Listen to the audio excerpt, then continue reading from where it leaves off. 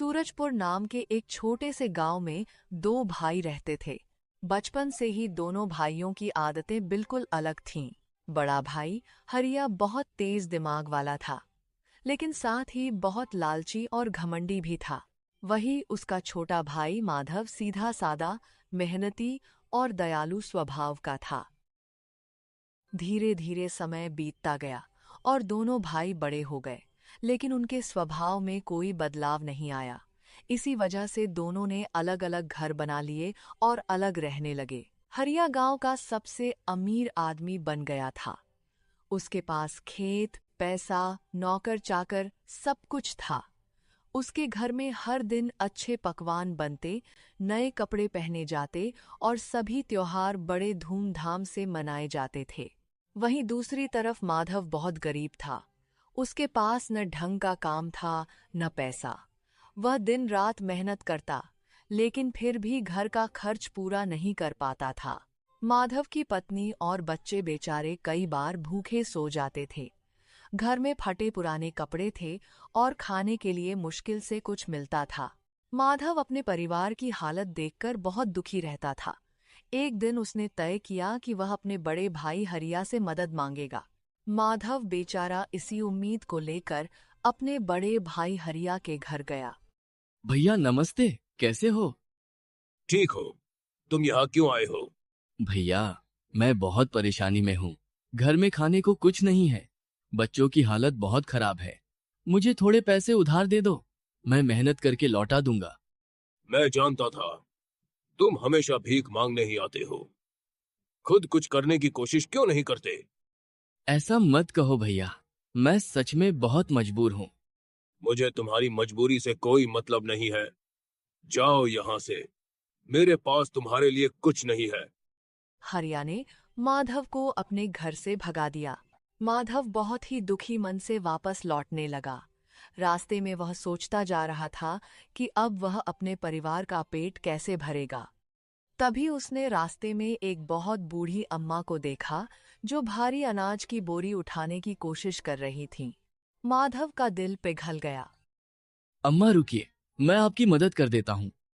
बेटा, भगवान तुम्हारा भला करे।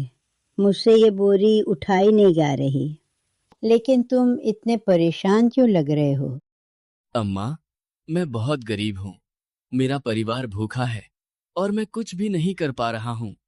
अगर तुम ये बोरी मेरे घर तक पहुंचा दो तो मैं तुम्हारी मदद कर सकती हूँ। सच अम्मा? चलिए मैं अभी ले चलता हूँ। माधव ने भारी बोरी उठाई और अम्मा के घर तक पहुंचा दी। अम्मा उसकी मेहनत और भलाई से बहुत खुश हुई। अम्मा घर के अंदर गईं और एक छोटी सी मीठी खीर से भरी कटोरी लेकर आईं। बेटा, इसे लेकर जंगल में जाओ। वहां तुम्हें 3 बड़े आम के पेड़ दिखेंगे। उनके पीछे एक छोटी पहाड़ी है। पहाड़ी के ऊपर एक झोपड़ी है, जहाँ 3 अजीब से बूढ़े रहते हैं। उन्हें ये मीठी खीर बहुत पसंद है। उन्हें ये दे देना और बदले में उनसे पैसे मत मांगना। उनसे एक जादुई चक्की मांगना। माधव ने अम्मा की बात ध्यान से सुनी और खीर लेकर जंगल की ओर निकल पड़ा। काफी दूर चलने के बाद उसे 3 आम के पेड़ दिखे। पेड़ों पर लगे आम देखकर उसका मन ललचा गया, लेकिन उसने रुकने की बजाय आगे बढ़ना ही सही समझा। थोड़ी दूर आगे उसे पहाड़ी दिखाई दी और ऊपर एक छोटी झोपड़ी। माधव तेजी से ऊपर चढ़ा और झोपड़ी के अंदर गया। वहां उसने 3 अजीब बूढ़ों को देखा। कौन हो तुम? मैं माधव हूँ। तुम यहाँ क्या करने आए हो? मैं आपके लिए ये मीठी खीर लाया हूँ। खीर देखते ही तीनों बूढ़ों का चेहरा खिल उठा। हमें ये बहुत पसंद है। तुम बदले में क्या चाहते हो? मुझे एक जादुई चक्की चाहिए। ठीक है, ये लो।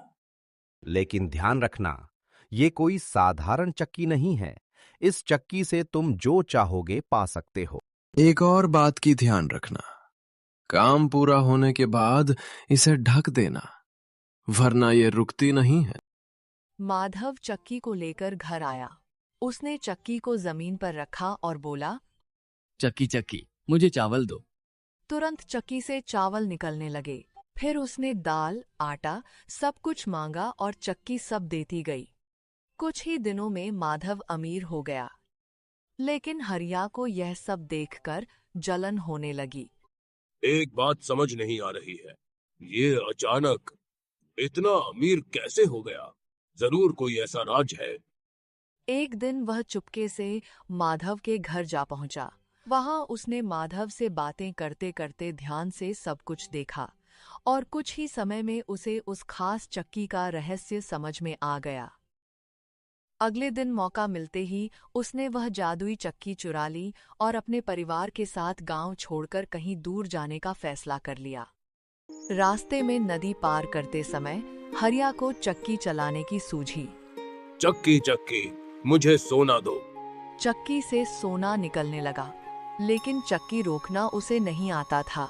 सोना बढ़ता गया, नाव भारी होती गई और आखिरकार नाव डूब गई। हरिया अपने लालच के कारण सब कुछ खो बैठा। कहते हैं आज भी उस नदी के नीचे वह चक्की चल रही है और शायद इसी वजह से उस नदी की रेत में आज भी सोने के कण मिलते हैं।